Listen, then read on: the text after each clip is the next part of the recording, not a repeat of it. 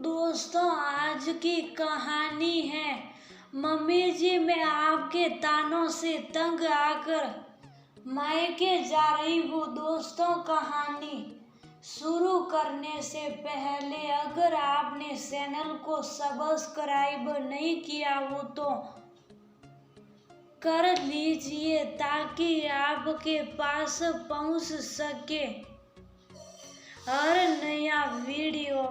Mummy, मुझको इस घर में बिल्कुल भी नहीं रहना। पापा से कहकर मुझको तुरंत बुलवा लीजिए। रूही रोती हुई पूजा से बोली।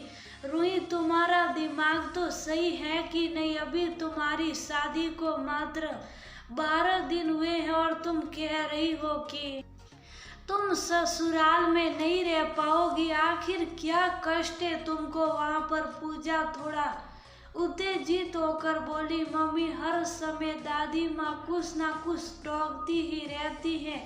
कभी खाना बनाने को लेकर, कभी चलने फिरने को लेकर और कभी बोलने को लेकर। मैं तो उनकी बातों से ही तंग आ गई हूँ। जब देखो तब बात बात पर कहती हैं कि माँ बाप ने कोई सब्र सिखाकर नहीं भेजा। मैं तो 12 दिनों में ही उनकी बातें सुन सुनकर बहुत तंग आ गई हूँ। अगर अभी ये हाल है उनका, तो आप भी बताइए कि आगे क्या होगा। मुझको तो बिल्कुल भी नहीं रहना यहाँ पर। पापा को तुरंत यहाँ भेजकर बुलवा लीजिए वरना मैं अकेले ही आ जाऊंगी। रूही फिर से रोने लगी। रूही बेटा, पहले तो रो मत और हमको एक बात बताओ। क्या मम्मी? रूही थोड़ा शांत होकर बोली। समधन जी कभी तुमसे कुछ कहती हैं?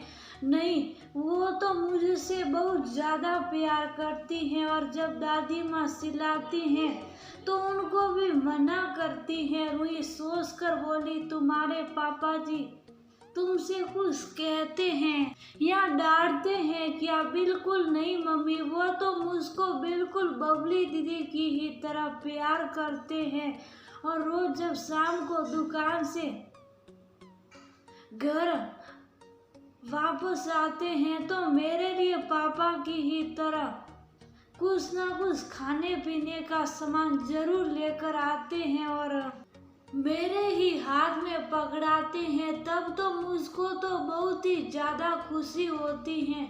रूही रोना भूलकर एकदम से खुश हो गई। और वंश, उसका क्या हाल है मम्मी? अरे वह तो मुझको बहुत प्यार करते हैं। रूही हल्का सा ये कहते कहते शर्मा भी गई।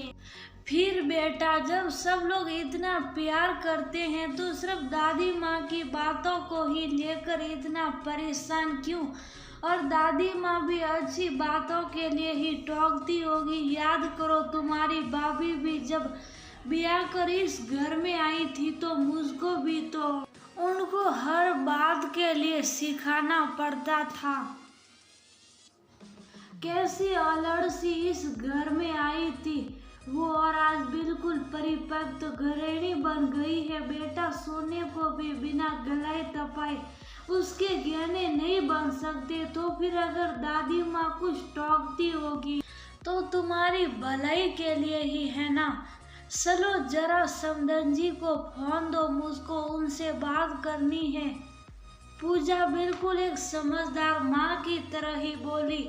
और एकता तो दरवाजा पर ही खड़ी थी। अभी थोड़ी ही देर पहले की बात है। रूही का सिर से पल्ला हट गया और दादी सास एकदम से चिल्ला उठी।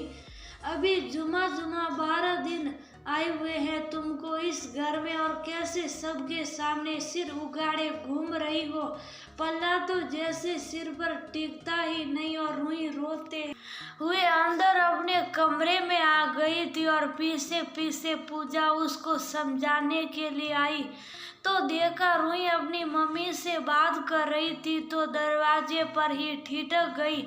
मम्मी जी, आप यहाँ? हाँ बेटा, तुम रोते हुए अंदर आ गई थी, बस तुमको ही देखने आई थी। लीजिए मम्मी जी, मम्मी आपसे बात तो करेगी। रूही ने पूजा के हाथ में मोबाइल पकड़ा दिया। राम राम समधन जी, एकता मुस्कुराती हुई बोली। राम राम समधन जी, आप परेशान मत होइएगा रुई थोड़ी अलड़े जरा सी बात पर रूठ जाती हैं पूजा शांत स्वर में एक तरह से विनती करते हुए बोली। अरे समधन जी, आप कैसी बातें कर रही हैं? उल्टे मैं आपसे कह रही हूँ कि आप बिल्कुल परेशान मत होइएगा। रुई थोड़ी नादान तो जरूर है लेकिन समझदार भी है। मैं उसको सब समझा लूंगी क्योंकि आखिर मैं भी एक बेटी की माँ हूँ। मैंने भी इन परिस्थितियों का सामना खूब किया है। जब देखो तब बबली ससुराल से इसी तरह उब कर मायके आने की धमकी देती रहती थी, लेकिन आज बबली ससुराल में बहुत खुश है। मायके आने का नाम ही नहीं लेती। अब आजकल के जमाने में गलती बच्चों की भी नहीं और बड़ों की भी नहीं, बड़े बूढ़ों को पुराने जमाने के ही हिसाब से अपनी बहुओं से बहुत सी अपेक्षाएं होती हैं और आजकल के बच्चे घर गृहस्थी और नियम कानून से ज्यादा पढ़ाई लिखाई पर ध्यान देते हैं। उनको समय लगता है परिवार में रसने बसने और कहीं ना कहीं धैर्य की भी थोड़ी कमी होती है इन बच्चों में। तो जरा सी बात पर भी एकदम से विचलित हो जाते हैं। बस हम ही बड़े लोगों को थोड़े धैर्य से काम चलाना पड़ता है और तभी परिणाम भी अच्छा ही होता है। एकता एक बहुत ही समझदार सास की तरह बोली। सही बात समधन जी, बिल्कुल सही कह रही हैं आप। हम लोगों ने तो अपने बड़े बूढ़ों की बहुत सी बातों को सा और मुंह तक नहीं खोला, लेकिन आजकल के बच्चे उन सब बातों को बर्दाश्त करने में सचमुच बहुत पीछे हैं। पूजा थोड़ा ये सब कहते कहते उदास भी हो गई। लेकिन समधन जी, आप बिल्कुल परेशान मत होइए, मैं रुई को सब कुछ अच्छी तरह से समझा दूंगी। इतना कहकर एकता ने फोन रख दिया। सॉरी मम्मी जी, मैंने सारे गुस्सा की मम्मी को फोन कर दिया था। आप मुझसे नाराज तो नहीं है? रुई झेपते हुए बोली। कोई बात नहीं बेटा, अगर अपनी मम्मी या मुझसे नहीं कुछ कहोगी तो किससे कहोगी? लेकिन मैं सिर्फ तुमसे एक बात कहना चाहूंगी। दादी सास हमारी बड़ी बुजुर्ग है, वो हमारी भलाई के लिए सोचती हैं या फिर उनको वैसा ही रहन सहन पसंद है, लेकिन तुम उनकी बातों का बुरा मत मानो। वो दिल की सचमुच बहुत अच्छी हैं। फिर तुम तो उनके लाडले पोते वंश की बहू हो। तुमने देखा ना इन 12 दिनों में कि तुम भले उनके किसी बात के टोकने के बाद गुस्सा कर बात नहीं करती हो, लेकिन वह तुमसे सेड़ कर बोलती हैं कि नहीं? क्योंकि मैंने हमेशा से ही देखा कि वह ज्यादा देर गुस्सा रह ही नहीं पाती हैं। हाँ मम्मी जी, ये बात तो दादी माँ की सचमुच बहुत ही ज्यादा अच्छी है। तो इसलिए रुई बेटा, सिर्फ एक बात मेरी गांठ बांध लो कि परिवार की एकता और विश्वास को बनाए रखने के लिए बहुत सी बातों को अनदेखा और अनसुना करना पड़ता है।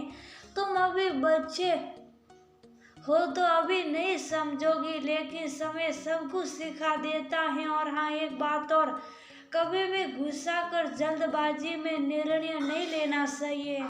यही ही सुखी जीवन का मूल मंत्र है। इसलिए हर छोटी छोटी सी बात पर मायके फोन ना करना, क्योंकि हमारी थोड़ी सी नादानी से हमारे मम्मी पापा परेशान हो जाते हैं। एकता ने रुई को गले लगाकर कहा, मम्मी जी आप जैसी सासू माँ हो तो कोई भी बहू गलती कर ही नहीं सकती। मैं फिर से आपसे हाथ जोड़कर माफी मांग रही हूँ। रुई बड़े प्यार से एकता से बोली। रुई बेटा, बेटियां माँ से माफी मांगते अच्छी नहीं लगती, वह तो माँ के गले लगते हुए ही अच्छी लगती है। इतना कहकर एकता ने रुई को बड़े प्यार से अपने गले लगा लिया और रुई भी मुस्कुराकर एकता के गले से लिपट गई है। क्या अंदर सास बहू की घूंटर घूस रही है या ये बुढ़िया अकेली बैठी बैठी बोर हो रही है और तुम लोगों को उसका होश नहीं है?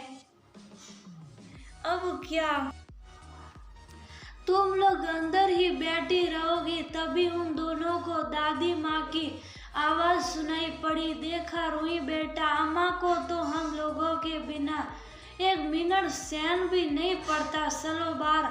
मुस्कुराते हुए निकलो और दादी माँ से अच्छी तरह से बात करो, जिससे कि वो भी खुश हो जाए। और रूही एकता के साथ मुस्कुराती हुई